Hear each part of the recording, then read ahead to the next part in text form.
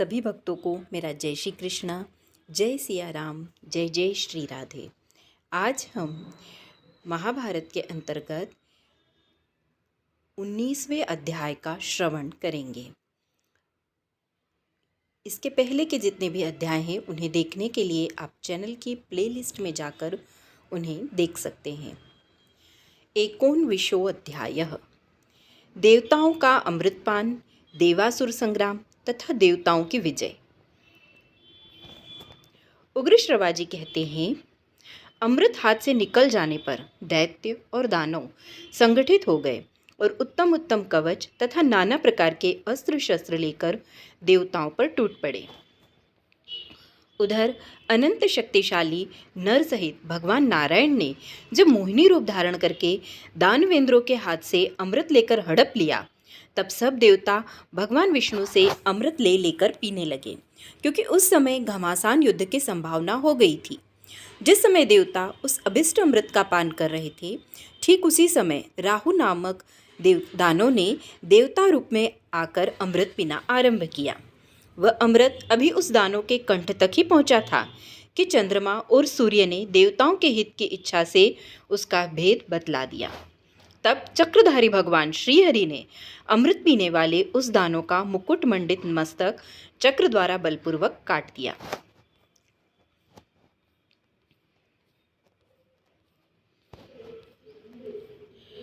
चक्र से कटा हुआ दानव का महान मस्तक पर्वत के शिखर सा जान पड़ता था। वह आकाश में उछल उछल कर अत्यंत भयंकर गर्जना करने लगा, किंतु उस दैत्य का वह धड़ धरती पर गिर पड़ा और पर्वत, वन तथा द्वीपों सहित समूची पृथ्वी को कंपाता हुआ तड़फड़ाने लगा। तभी से राहु के मुख ने चंद्रमा और सूर्य के साथ भारी एवं स्थायी वैर बांध लिया, इसलिए वह आज भी दोनों पर ग्रहण लगाता है। देवताओं को अमृत पिलाने के बाद भगवान श्रीहरि ने भी अपना अनुपम मोहिनी रूप त्याग कर नाना प्रकार के भयंकर अस्त्र शस्त्रों द्वारा दानवों को अत्यंत कंपित कर दिया। फिर तो क्षीर सागर के समीप देवताओं और असुरों का सबसे भयंकर महासंग्राम छिड़ गया। दोनों दलों पर सहस्रों तीखी धार वाले बड़े बड़े भालू की मार पड़ने लगी। तेज नोक वाले तोमर तथा भांति भांति के शस्त्र बरसने लगे। भगवान के चक्र से छिन्न भिन्न तथा देवताओं के खड्ग, शक्ति और गदा से घायल हुए असुर मुख से अधिकाधिक रक्त वमन करते हुए पृथ्वी पर लौटने लगे। उस समय तपाए हुए सुवर्ण की मालाओं से विभूषित दानवों के सिर भयंकर पटिक्षों से कटकर निरंतर युद्ध भूमि में गिर रहे थे। वहां खून से लथपथ अंग वाले मरे हुए महान असुर जो समर भूमि में सो रहे थे, गेरू आदि धातुओं से रंगे हुए पर्वत शिखरों के समान जान पड़ते थे। संध्या के समय जब सूर्यमंडल लाल हो रहा था, एक दूसरे के शस्त्रों से कटने वाले सहस्रों योद्धाओं का हाहाकार इधर उधर सब ओर गूंज उठा। उस सम्रांगण में दूरवर्ती देवता और दानव लोहे के तीखे परिघों से एक दूसरे पर चोट करते थे और निकट आ जाने पर आपस में मुक्का मुक्की करने लगते थे। इस प्रकार उनके पारस्परिक आघात प्रत्याघात का शब्द मानो सारे आकाश में गूंज उठा। उस रणभूमि में चारों ओर ये ही अत्यंत भयंकर शब्द सुनाई पड़ते थे कि टुकड़े टुकड़े कर दो, चीर डालो, दौड़ो, गिरा दो और पीछा करो। इस प्रकार अत्यंत भयंकर तुमुल युद्ध हो ही रहा था कि भगवान विष्णु के दो रूप नर और नारायण देव भी युद्ध भूमि में आ गए। भगवान नारायण ने वहां नर के हाथ में दिव्य धनुष देखकर स्वयं भी दानव संहारक दिव्य चक्र का चिंतन किया। चिंतन करते ही शत्रुओं को संताप देने वाला अत्यंत तेजस्वी चक्र आकाश मार्ग से उसके हाथ में आ गया। वह सूर्य एवं अग्नि के समान जाज्वल्यमान हो रहा था। उस मंडलाकार चक्र की गति कहीं भी कुंठित नहीं होती थी। उसका नाम तो सुदर्शन था, किंतु वह युद्ध में शत्रुओं के लिए अत्यंत भयंकर दिखाई देता था। वहां आया हुआ वह भयंकर चक्र प्रज्वलित अग्नि के समान प्रकाशित हो रहा था। उसमें शत्रुओं के बड़े बड़े नगरों को विध्वंस कर डालने की शक्ति थी। हाथी के सूंड के समान विशाल भुजदंड वाले उग्र वेगशाली भगवान नारायण ने उस महातेजस्वी एवं महाबलशाली चक्र को दानवों के दल पर चलाया। उस महासमर में पुरुषोत्तम श्री हरि के हाथों से संचालित हो वह चक्र प्रलयकालीन अग्नि के समान जाज्वल्यमान हो उठा और सहस्रों दैत्यों तथा दानवों को विदीर्ण करता हुआ बड़े वेग से बारंबार उनकी सेना पर पड़ने लगा। श्रीहरि के हाथों से चलाया हुआ सुदर्शन चक्र कभी प्रज्वलित अग्नि की भांति अपनी लपलपाती लपटों से असुरों को चाटता हुआ भस्म कर देता और कभी हठपूर्वक उनके टुकड़े टुकड़े कर डालता था। इस प्रकार रणभूमि के भीतर पृथ्वी और आकाश में घूम घूम कर वह पिशाच की भांति बार बार रक्त पीने लगा। इसी प्रकार उदार तथा उत्साह भरे हृदय वाले महाबली असुर भी, जो जल रहित बादलों के समान श्वेत रंग के दिखाई देते थे, उस समय सहस्रों की संख्या में आकाश में उड़ उड़कर शिलाखंडों की वर्षा से बार बार देवताओं को पीड़ित करने लगे। तत्पश्चात आकाश से नाना प्रकार के लाल, पीले, नीले आदि रंग वाले बादलों जैसे बड़े बड़े पर्वत भय उत्पन्न करते हुए वृक्षों सहित पृथ्वी पर गिरने लगे। उनके ऊंचे ऊंचे शिखर गलते जा रहे थे और वे एक दूसरे से टकराकर बड़े जोर का शब्द करते थे। उस समय एक दूसरे को लक्ष्य करके बार बार जोर जोर से गरजने वाले देवताओं और असुरों के उस सम्रांगण में सब ओर भयंकर मारकाट मच रही थी।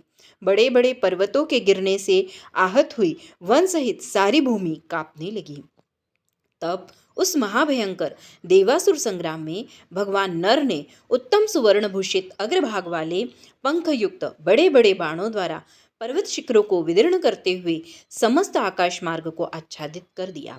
इस प्रकार देवताओं के द्वारा पीड़ित हुए महादैत्य आकाश में जलती हुई आग के समान उद्भासित होने वाले सुदर्शन चक्र को अपने ऊपर कुपित देख पृथ्वी के भीतर और खारे पानी के समुद्र में घुस गए।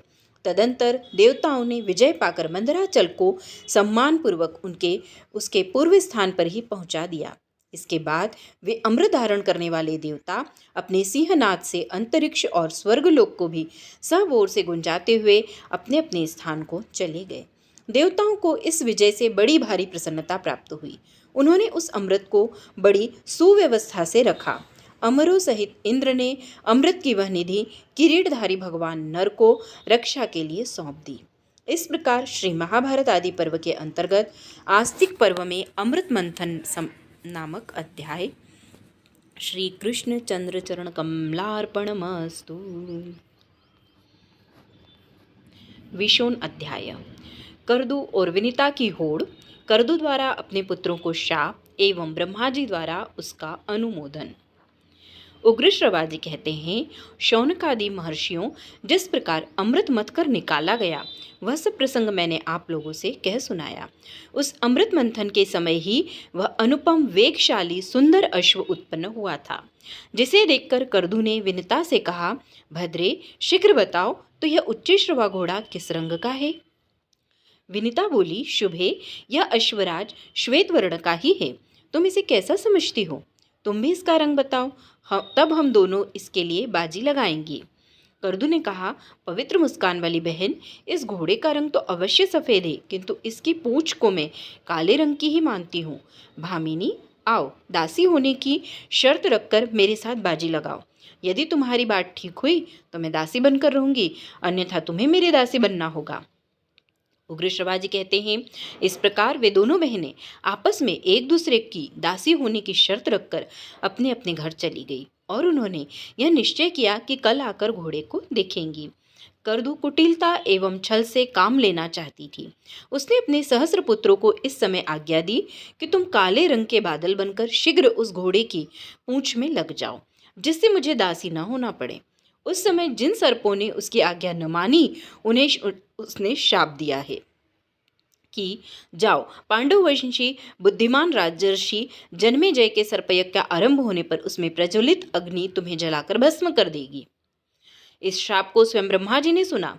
यह देव संयोग की बात है कि सर्पों को उनकी माता करदू की ओर से ही अत्यंत कठोर शाप प्राप्त हो गया।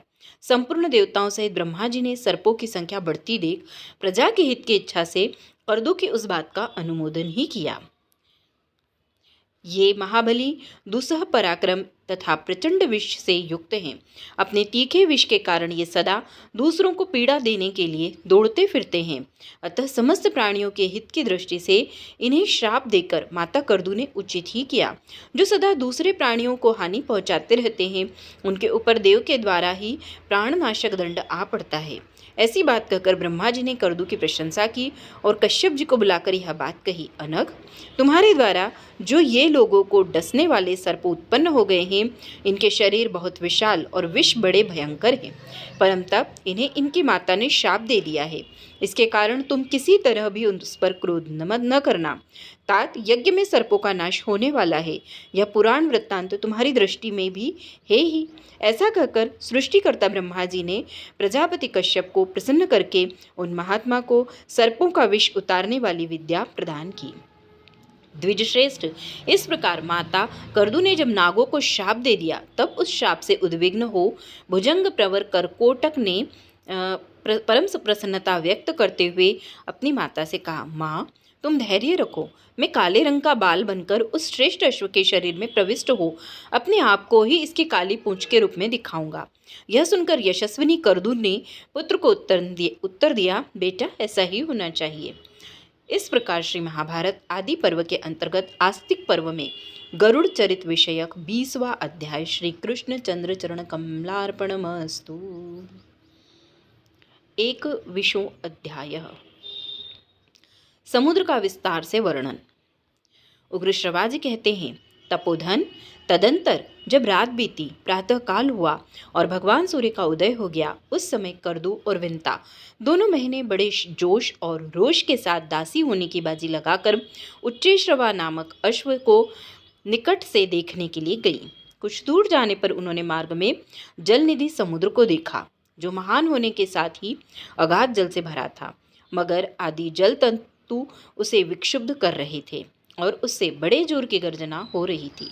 वह तिमी नामक बड़े बड़े मत्स्यों को भी निगल जाने वाले तिमिंगिलों, मत्स्यों तथा मगर आदि से व्याप्त था। नाना प्रकार की आकृति वाले सहस्रों जल जंतु उसमें भरे हुए थे।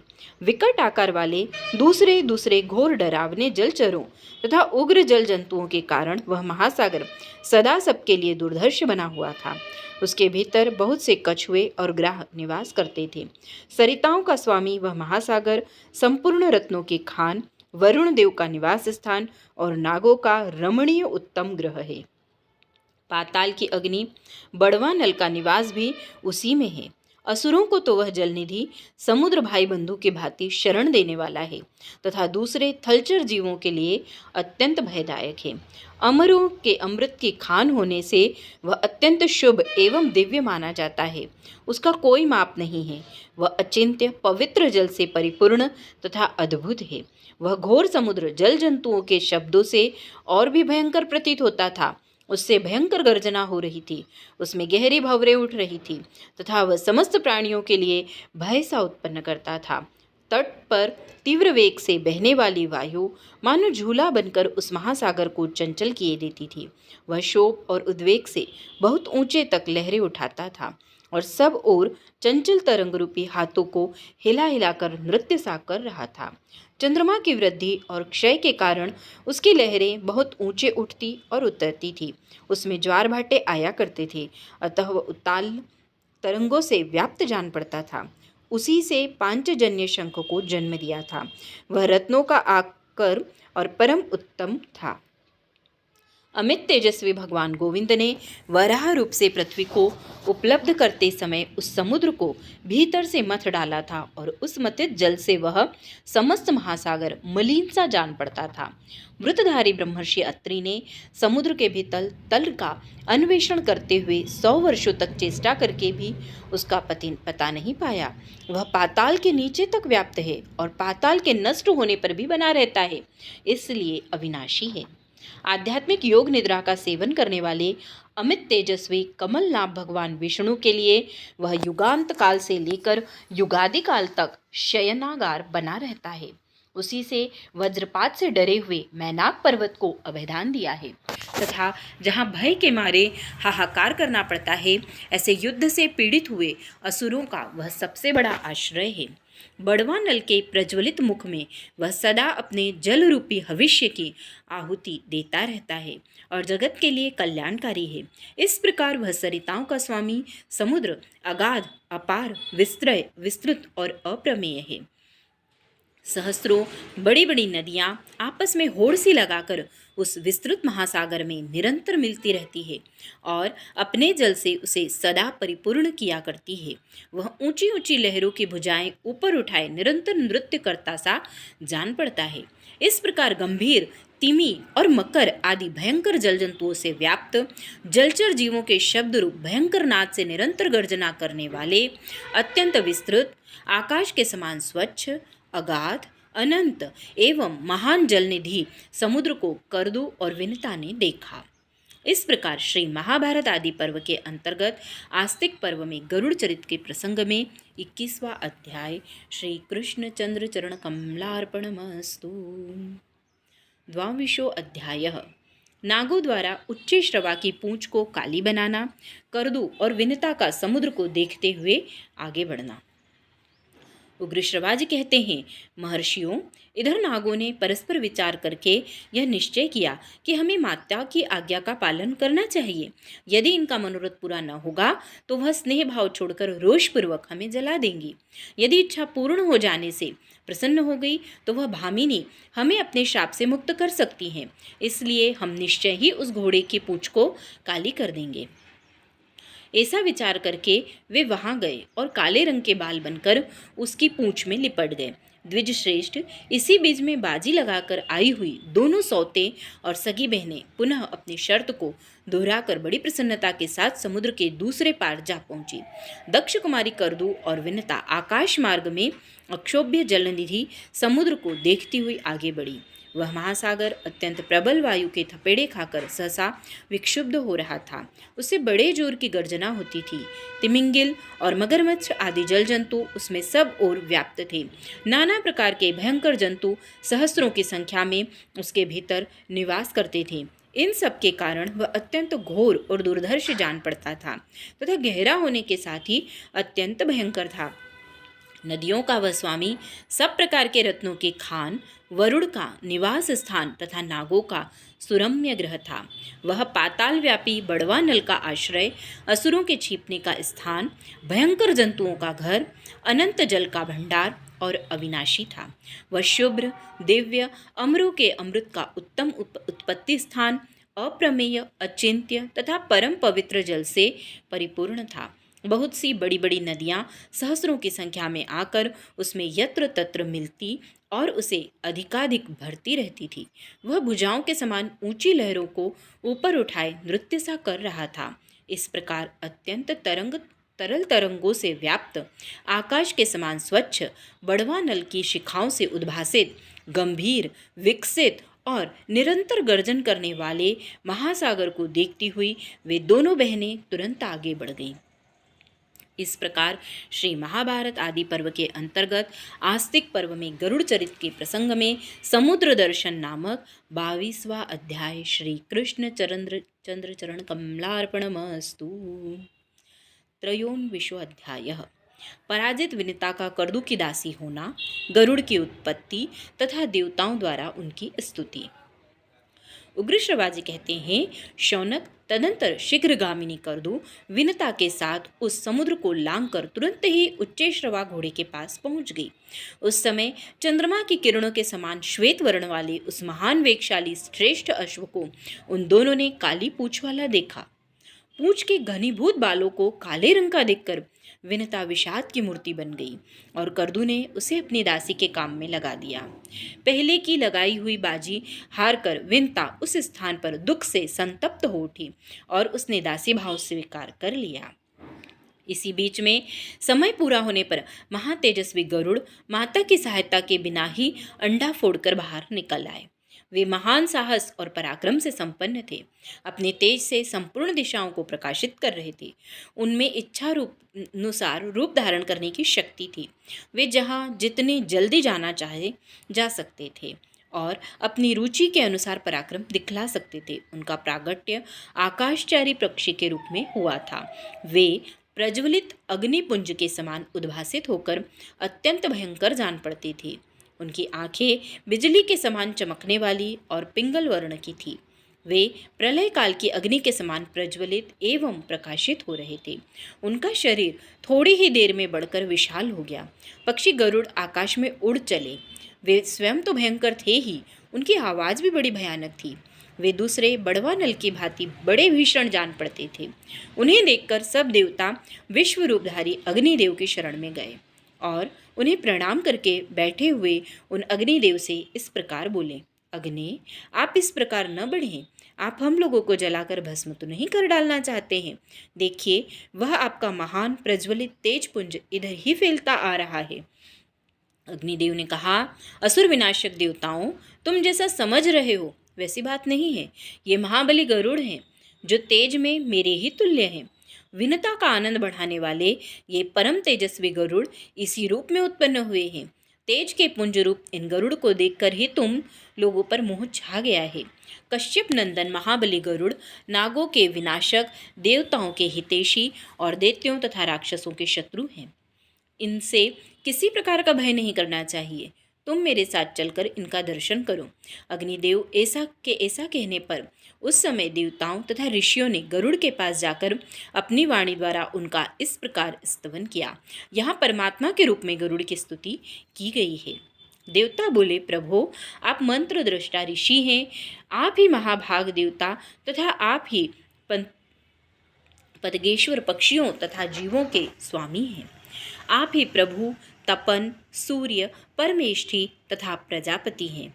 आप ही इंद्र हैं, आप ही हयग्रीव हैं, आप ही शिव हैं तथा आप ही जगत के स्वामी हैं।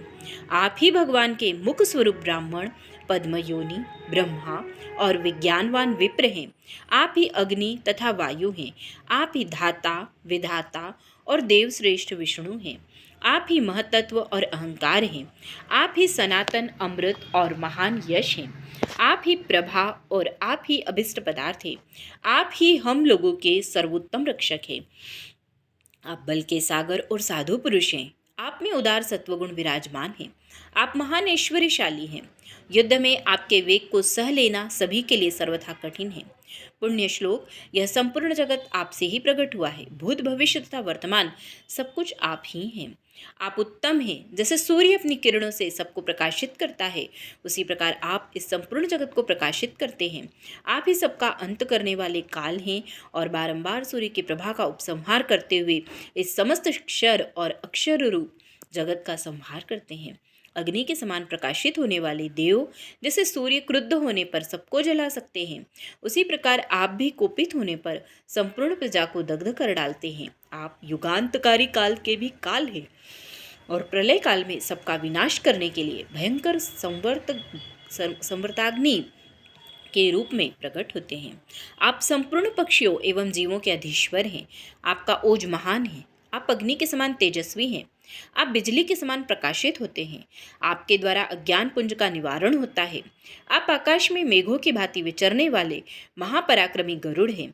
हम यहाँ आकर आपके शरणागत हो रहे हैं। आप ही कार्य और कारण रूप हैं। आपसे ही सबको वर मिलता है। आपका पराक्रम अजेय है।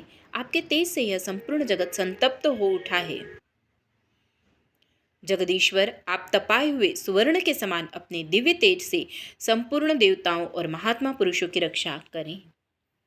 पक्षीराज, प्रभु, विमान पर चलने वाले देवता आपके तेज से तिरस्कृत एवं भयभीत हो आकाश में पदभ्रष्ट हो जाते हैं। आप दयालु महात्मा महर्षि कश्यप के पुत्र हैं। प्रभु, आप कुपित न हो, संपूर्ण जगत पर उत्तम दया का विस्तार करें। आप ईश्वर हैं, अतः शांति धारण करें और हम सबकी रक्षा करें। महान वज्र की गड़गड़ाहट के समान आपकी गर्जना से संपूर्ण दिशाएं, आकाश, स्वर्ग तथा यह पृथ्वी सब के सब विचलित हो उठे हैं और हमारा हृदय भी निरंतर कांपता रहता है। अतः खगश्रेष्ठ, आप अग्नि के समान तेजस्वी अपने इस भयंकर रूप को शांत कीजिए।